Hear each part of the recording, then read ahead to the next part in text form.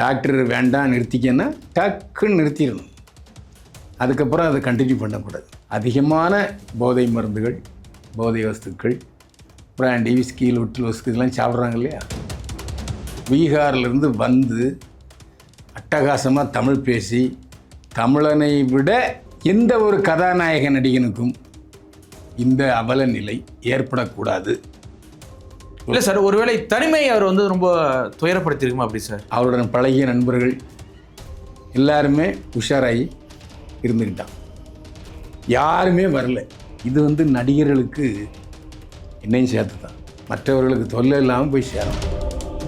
புதிய சிந்தனை நேயர்களுக்கு வணக்கம். இன்றைய சிறப்பு நேர்காணலில் நம்மளுடைய இருக்கும் சிறப்பு விருந்தினர் மூத்த பத்திரிகையாளர், மூத்த நடிகர் திரு பைல்வான் ரங்கநாதன் அவர்கள். சார் வணக்கம்.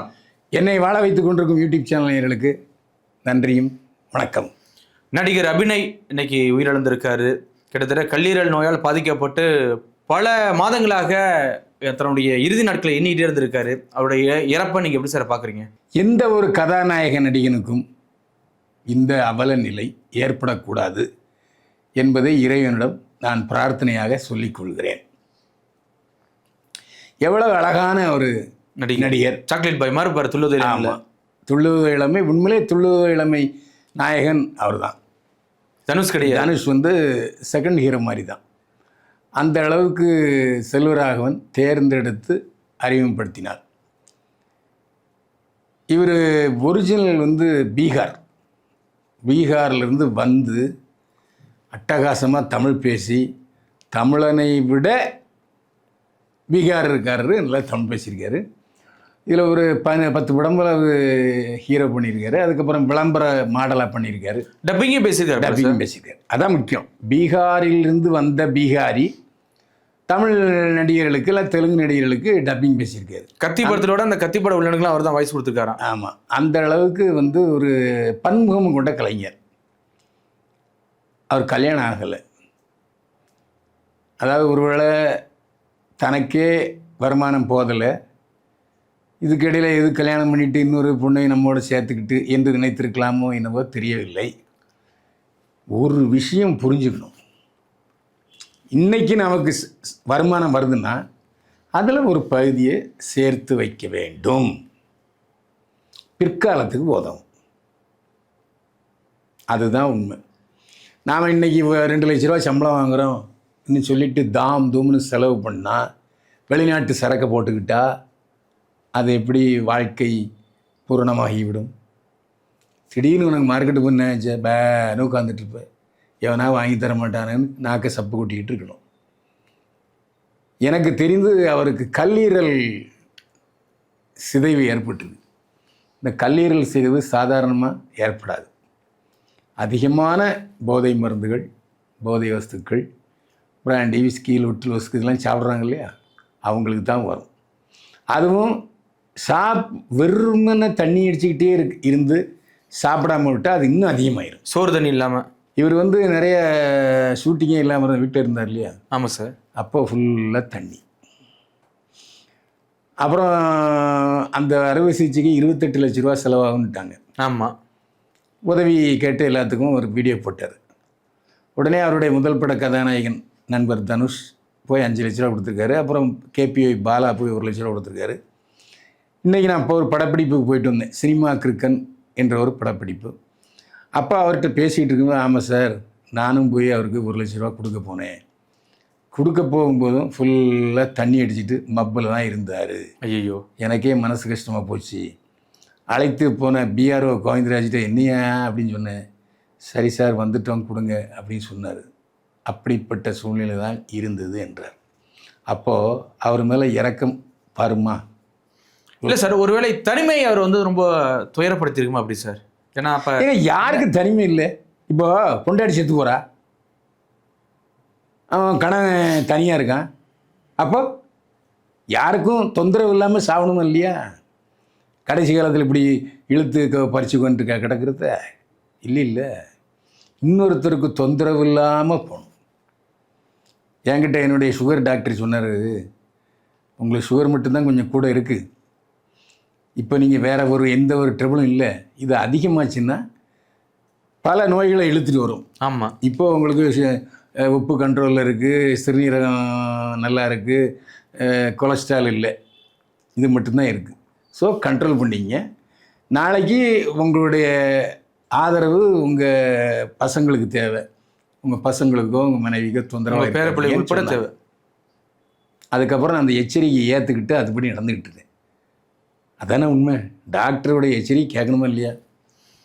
அதே மாதிரி நீ 50 வயசு இருக்கிற வரைக்கும் ரத்தம் சூடாக இருக்கும், ரொம்ப முறுக்கு ஏறின உடம்பு எல்லாம் ஏற்றுக்கும். 50 வயசுக்கு அப்புறம் தான் அந்த சின்ன சின்ன விஷயங்கள்லாம் வந்து புதாகரமாகும்.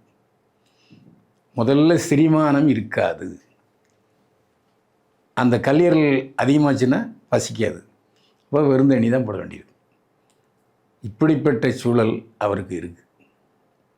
என்ன அப்போது அவர் அதை சுதாரிச்சுக்கணுமா வேண்டாமா? தனிமையில் இருக்கேன், நான் ஃபுல்லாக தண்ணியை போடுவேன். இன்னும் இப்போ பாருங்கள் இவ்வளவு ஒரு மோசமான சூழ்நிலை. அவருடன் பழகிய நண்பர்கள் எல்லாருமே உஷாராகி இருந்துக்கிட்டான், யாருமே வரல. கடைசியில் நடிகர் சங்க துணைத் தலைவர், வீட்டு வசதி வாரிய தலைவர் அருமை சகோதரர் பூச்சி முருகன் அதை ஸ்டெப் எடுத்து இப்போ காவல்துறை துணையோடு அதை வரியில் பண்ண போகிறாங்க. அதேமாரி தயாரிப்பாளர் நடிகர் ஆர்கே சுரேஷ் போய் ஏதோ அவராலான உதவியை செஞ்சுருக்கார், பாலாவும் செஞ்சுருக்காங்க. மற்றபடி இந்த ஆர்கே சுரேஷுக்கோ பாலாவுக்கோ எந்த ஸ்நான பிராப்தியும் அபிநயோட கிடையாது. கண்டிப்பாக. அப்போ தனிமையில் இறந்தே கிடந்திருக்காராமா சார்? நேற்று நான் 11 மணி வரைக்கும் பேசிக்கிட்டு தான் இருந்திருக்காரு. இது எப்படின்னா டேஸ் ஆர் நம்பர்டு, எப்பா அவ்வளோதான் அப்படின்ட்டா 1 மாதம் ஆகலாம், 3 மாதம் ஆகலாம். அது எப்போ போகணும்னு நினைக்கிறான்னா ஆண்டவன் எடுத்துப்பான். அதான் நாட்கள் என்ன போட்டே இருக்கும். ஆமாம், நிறைய வேதனை. அதான் வயிறு வந்து ரொம்ப வீங்கிருச்சான். அதுவும் சொன்னாங்க, முகம் மாறிடுச்சு, எல்லாம் மாறிடுச்சு. அது சொல்கிறதுக்கு வேதனையாக இருக்குது. நல்லா பீக்கில் இருந்த ஒரு நடிகர் சார். திடீர்னு அப்பே பார்த்தீங்கன்னா கிட்டத்தட்ட வீடு தெரிய வந்து அட்வான்ஸ்லாம் கொடுத்தாங்களா சார் ஏகப்பட்ட ப்ரொடியூசரு? ஆள் அழகாக இருக்கார் இல்லையா? நீங்கள் ஆள் சிவப்பாகவும் வாட்ட சாட்டமாகவும் தேஜஸாகவும் இருந்தால் நிச்சயமாக அட்வான்ஸ் கொண்டு கொடுக்கத்தான் செய்வாங்க. ஆனால் இது நிரந்தரம்னு நினச்சக்கூடாது. ஒரு படம் தான் உனக்கு ஓடி இருக்கு, அதுக்கப்புறம் எந்த படமும் ஓடலை. அப்போது யாரும் செகண்ட் ஹீரோ அப்படின்னு தான் கேட்பான், இல்லைன்னா வில்லன் நடிக்கிறியான்னு கேட்பான். அதுக்கு மனசு இடம் தராது. அப்போது எச்சரிக்கையாக இருக்கணும். அந்த எச்சரிக்கையை தவற விட்டுட்டாரு, எச்சரிக்கையாக வாழலை, அதனால தான் அவருடைய இறுதி முடிவு இப்படி இருக்குங்கிறது தான் ஒரு அடையாளம். இது வந்து நடிகர்களுக்கு என்னையும் சேர்த்து தான் ஒரு பாடம். மற்றவர்களுக்கு தொல்லை இல்லாமல் போய் சேரணும், எல்லாத்தையும் கட்டுப்பாடோட வச்சுருக்கணும். முதல்ல நாக்கை கட்டுப்படுத்தணும். அது சாப்பாடாக இருந்தாலும் சரி, பிராண்டி விஸ்கியாக இருந்தாலும் சரி, எல்லாம் ஒரு கட்டுப்பாடு. டாக்டர் வேண்டாம் நிறுத்திக்கன்னா டக்குன்னு நிறுத்திடணும், அதுக்கப்புறம் அதை கண்டினியூ பண்ணக்கூடாது. இது நடிகர்களுக்கு ஒரு பாடம். அது இப்போ தொடர்ந்து பல நடிகர்கள், மனோபாலா எடுத்துங்க, மயில்சாமி எடுத்துங்க, எல்லாருமே இந்த மாதிரி போதைக்கு தான். இப்போ இவருக்கு 44 வயசுங்க, வாழ வேண்டிய வயசு தானே. அப்போது எப்படி இது என்ன சொல்கிறது? அதாவது ஒரு கதாநாயகன் அனாதையாக சாகிறான் அப்படின்னா என்ன அர்த்தம்? அதே மாதிரி சின்ன தம்பியில் ஒருத்தர் வில்லனாக அடிப்பார். ஆமாம், அவர் கடைசி காலத்தில் இப்படி தான் போய் சேர்ந்தார். அனாதையாக அவரோட தண்ணி அடித்து செத்து போயிட்டார். இந்த மாதிரி நிறைய இந்த இடத்துல புரட்சியாளர் எம்ஜிஆர் சொன்னது எனக்கு ஞாபகம் வருது. ஒவ்வொரு நடிகருக்கும் அவர் சொன்னார், தப்பாரு, இன்றைக்கு வருகிற வருமானம் நிரந்தரம்னு நினைக்காத. கண்டிப்பாக நாளைக்கு இந்த வருமானம் இல்லாமல் போகலாம். அப்போது இந்த வருமானத்தை வச்சு வாழ்க்கையை நடத்திக்கிட்டு சேமித்து வச்சு பிற்காலத்துக்கு உன்னுடைய வாழ்க்கை செலவுக்கு பயன்படுத்திக்க. உடனே மாதத்தவணையில் கார் வாங்காத, மாதத்தவணையில் வீடு வாங்காத. அப்புறம் வாடகை வந்து ஒன்றால் 5000 கொடுக்க முடியுமா, 5000 ரூபா வாடகையில் 25,000 வாடகை, எல்லாமே சோஃபா அது இதுன்னு பந்தாவான வாழ்க்கை ஒன்று சீர்கெடுக்கும் அப்படின்னு அன்னைக்கே சொன்னார். அதை பின்பற்றி சிம்பிளாக வாழ்ந்தால் ஏன் அவள் வந்து பென்ஸ் கார் வச்சுருக்கா, நாமளும் பென்ஸ் கார் வாங்கணும்னா எப்படி? அதனால் இன்னொருத்தரை பார்த்து பொறாமைப்படாமல், அவங்க வாழ்க்கைக்கு நம்ம ஆசைப்படாமல், நமக்கு ஆண்டவன் கொடுத்தது இவ்வளவு அப்படி என்று சொல்லி வாழ சினிமா நடிகர்கள் கற்றுக்கொள்ள வேண்டும். ஆனால் இப்போ இவரோட அதிகமாக ட்ரிங்க்ஸ் பழக்கம் உள்ளவங்களாம் ஏற்பட்ட நடிகர் வாழ்ந்துருக்காங்க சார். உதாரணத்துக்கு சூப்பர் ஸ்டார் ரஜினிகாந்தே சொல்லியிருக்காருல்ல ஒரு இதில், நான் பண்ணாத ஏங்க சூப்பர் ஸ்டார்ஸ் இப்போ தண்ணி நிறுத்திட்டாரு, அதை முதல்ல புரிஞ்சுங்க. அதாவது அவர் வந்து யோகா செய்கிறவர், என்ன அதிகமாக சாப்பிடாதவர், அவருக்கு ஆண்டவனுடைய கொடுப்புனை அனுகிரகம் இருக்குது. அவர் ஒவ்வொரு 2 வருஷத்துக்கு ஒரு தடவை இமயமலைக்கு போகிறாரு, அங்கே யோகா இருக்கார். ஸோ இந்த வீக்னஸை அது வந்து சர்ப்ளஸ் பண்ணி விட்டுரும், பழக்கவழக்கத்தை மாற்றிக்கிறாரு. ஆமாம். அதனால் இப்போ அப்படி பார்க்க போனால் நோ ட்ரிங்க்ஸ் நோ ஸ்மோக், பொம்பளை வயசில் ரொம்ப கரார். முத்துராமன் என்னாச்சு, ஊட்டியில் போய் வாக்கிங் பண்ணார், மூச்சு தண்ணி செத்தார். விதி முடிஞ்சு போச்சுன்னா ஒன்றும் செய்ய முடியாது, அதுக்காக அவன் தண்ணி அடிக்கிறான். இப்போ உதாரணம் எடுத்துக்கிட்டால் பல அனுபவசாலிகள் சொல்லுவாங்க, மூதறிஞர் ராஜாஜி ஒழுக்கமானவர், வெஜிடேரியன், ரொம்ப ஸ்ட்ரிக்ட்டு. அவரும் 99 வயசு இருந்தார். அவரை விட கூடுதலான வாழ்க்கையை வாழ்ந்தவர் ஈவேரா, பிரியாணி, அதுக்கப்புறம் கல்யாணம். ஸோ ஓரளவு ஒழுக்கமில்லாத வாழ்க்கையை வாழ்ந்த ஈவேரா அவரை விட அதிகமாக வாழ்ந்தார். ஸோ அதை நம்ம சொல்ல முடியாது. தனியாக பிறந்தான் தனியாக போகிறோம், அவ்வளோதான். ஆனால் இதில் எனக்கு ஒரு ஞாபகம் என்ன வருதுன்னா, இப்போ மீடியாக்காரங்க இப்படி ஒருத்தர் இருந்தார் இறந்தாருன்ட்டு போய் இன்றைக்கி எல்லாருக்கும் தெரிய வச்சுட்டாங்க. ஆமாம். ஆனால் இதே விஜய் ஆண்டனி விஷயத்துலையோ பாரதி ராஜா மகன் விஷயத்துலையோ நிறைய பேர் ஏன் மீடியாவில் இவ்வளோ பேர் வராங்க, ஏன் இவ்வளவு ஒரு சாவுக்கு நாங்கள் துக்ககரமாக கூட போக முடியல, மைக்கை நீட்டிக்கிறாங்க, அப்படி இப்படின்னு வருத்தப்பட்டாங்க. இப்போ தெரியுதா, ஒருவருக்கு ஒரு நடிகருக்கு கதாநாயக நடிகருக்கு அவருடைய சொந்தக்காரன் இவனும் வரல, கூட பழகி தண்ணி அடித்தவனும் வரல, கேமரா தூக்கிட்டு போனது மீடியாக்காரங்க மட்டும்தான். அதனால் அபிநய் இறந்து விட்டாருன்னு சொல்கிறாங்க, நாமளும் பேசுகிறோம். தெரியுதா இப்போது, நல்லதுக்கும் கெட்டதுக்கும் மீடியாக்காரர்கள் தான். அவர்கள் செய்தியை சொல்லுகிறார்கள், அது அவங்க கடமை, அதையும் குறை சொல்லணும். இல்லை, எனக்கு ஒரு கேள்வி சார். பல பேர் பார்த்தீங்கன்னா நடிகர்களை வந்து சரியாக வாய்ப்பு இல்லாமல் ரொம்ப வாழ்க்கையை வெக்ஸ் ஆகி போகிறாங்க, வாழ்க்கையை வெறுத்து போய் போகிறாங்க, அதனால தான் இது மாதிரி தப்பான பழக்கத்தில் வந்து தள்ளப்படுறாங்க அப்படின்னு சொல்கிறாங்க சார். இல்லை, வேலை வாய்ப்பு கிடைக்கலங்கிறது உண்மை. இப்போ தமிழ்நாட்டில் உள்ள தமிழ் பேச தெரிந்த நடிகர்களுக்கு வேலை வாய்ப்பு இல்லை, இதை ராதாரவி சொல்கிறாரு, பல நடிகைகள் சொல்கிறாங்க. ஆனாலும் இந்திக்காரனை இப்போ கொண்டு சினிமா நடிக்க வைக்கிறாங்க, இந்திக்காரிகளை நடிக்க வைக்கிறாங்களா, மலையாளத்து பொம்பளைகளை நடிக்க வைக்கிறாங்க, தமிழனுக்கு வாய்ப்பு இல்லை. அதை வந்து ஒரு நடிகர் சங்கத்துலேயும் தெலுங்குக்காரர் விஷால் தான் தலைவராக இருக்கார். என்ன செய்ய, ஒன்றும் செய்ய முடியாது.